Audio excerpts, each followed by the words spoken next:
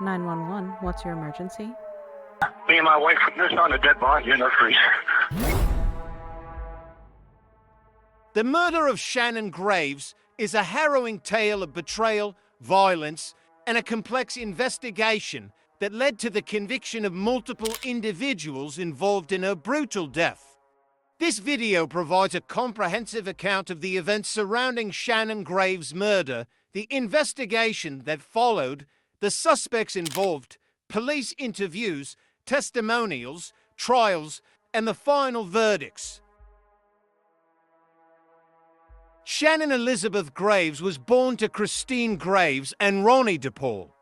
Growing up, Shannon was surrounded by a loving family, including her sister Debbie DePaul and her brother AJ DePaul.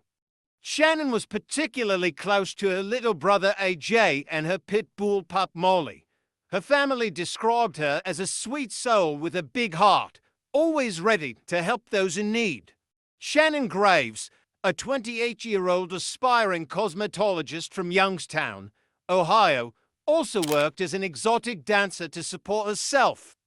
Her dual career paths highlighted her determination and resilience as she balanced her aspirations in the beauty industry with the financial demands of her life. Shannon Graves, a 28-year-old woman from Youngstown, Ohio, was last seen alive in February 2017. Her sudden disappearance raised immediate concerns among her family and friends. Her family assumed that Shannon, described as a free spirit who had a lot of friends, was simply busy and would catch up with them later. As months passed without hearing from Shannon, her father contacted her boyfriend, Arturo Novoa, who claimed they had broken up and Shannon had moved to Cleveland with another man.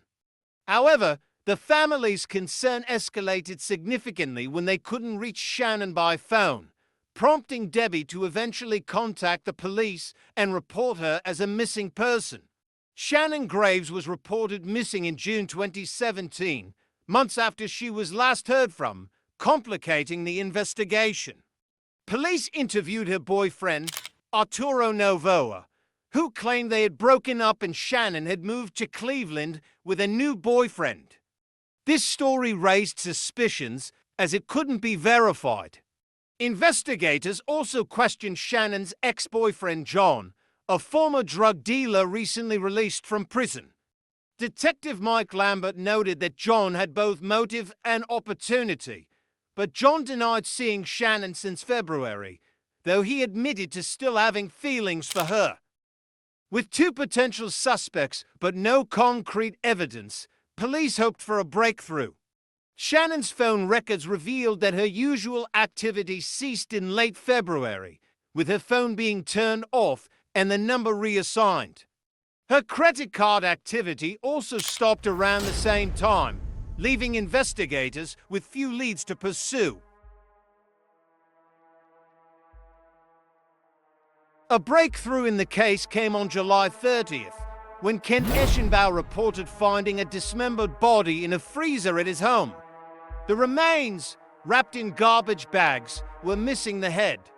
The Eschenbauers explained that a friend had asked to store the freezer at their house due to a power outage. The body was identified as Shannon's through a distinctive scorpion tattoo on one foot and later confirmed by fingerprints.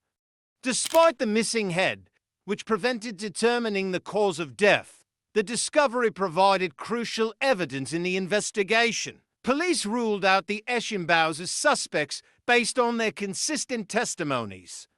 Jill said that she'd been searching for ground beef to make meatballs when she was surprised to find a padlock on the friend's freezer. She was able to open the lock using a screwdriver, but inside it she found piles of black bags and a bucket, all of which were accompanied by a horrible smell. She had her husband investigate.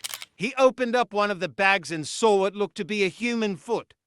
However, a new suspect emerged, Anthony Gonzalez, who allegedly brought the freezer to the Eschenbauers' home.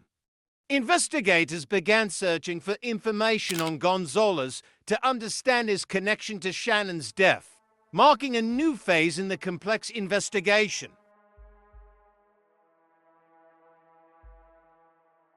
The investigation took a significant turn when police discovered that Anthony Gonzalez was an alias for Arturo Novoa, Shannon's boyfriend.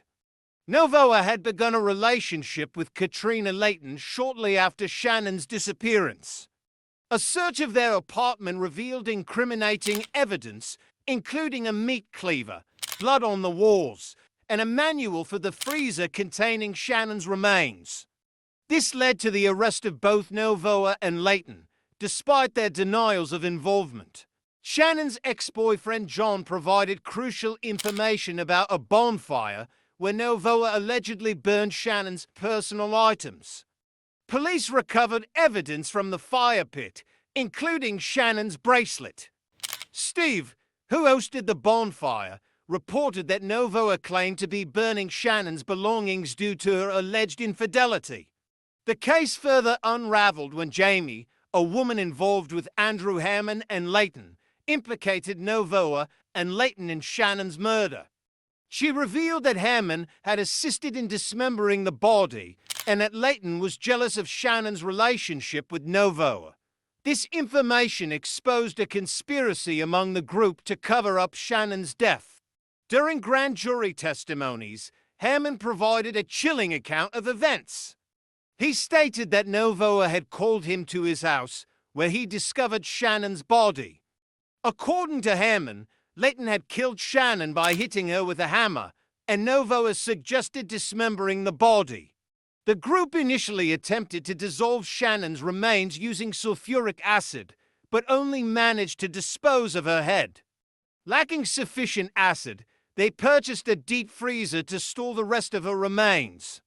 These revelations painted a disturbing picture of the calculated efforts to conceal Shannon's murder and dispose of her body.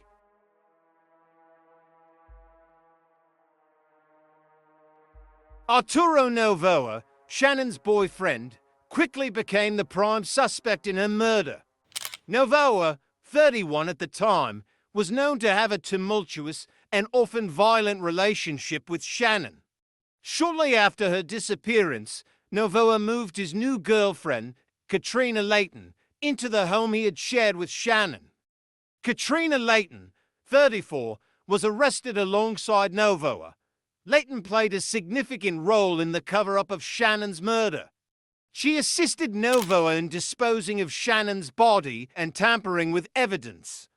Layton's involvement included purchasing 12 gallons of sulfuric acid to dissolve parts of Shannon's body and helping Novoa move the freezer containing Shannon's remains to a different location to avoid detection.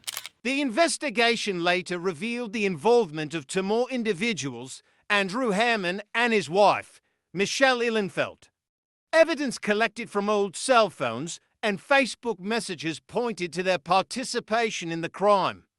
Hammond and Illenfeld were implicated in helping Novoa mutilate and hide Shannon's body, as well as burning her belongings.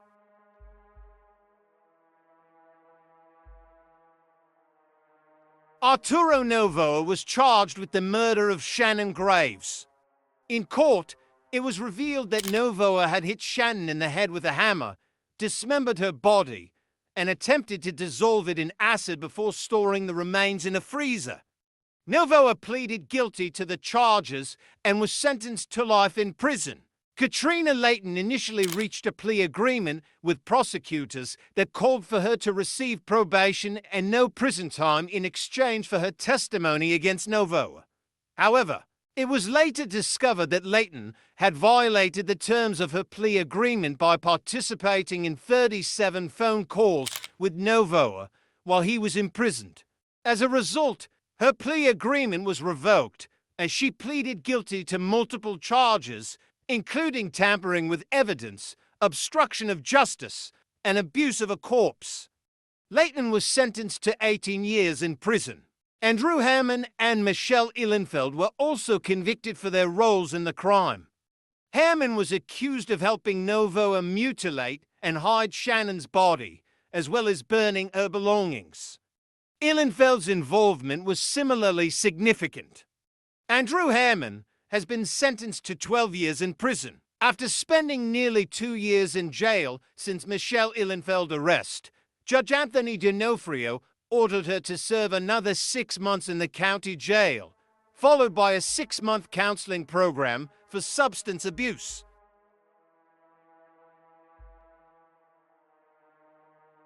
The murder of Shannon Graves is a tragic and disturbing case that highlights the depths of human cruelty and the complexities of criminal investigations. Shannon's life was brutally taken by those she trusted, and the subsequent investigation revealed a web of deceit and violence. The convictions of Arturo Novoa, Katrina Layton, Andrew Hammond, and Michelle Ihlenfeld brought some measure of justice to Shannon's family, but the scars of this tragedy remain. Shannon Graves' story serves as a somber reminder of the importance of vigilance and the need for justice in the face of such heinous crimes. Her legacy continues to inspire those who knew her, and her family remains committed to keeping her memory alive.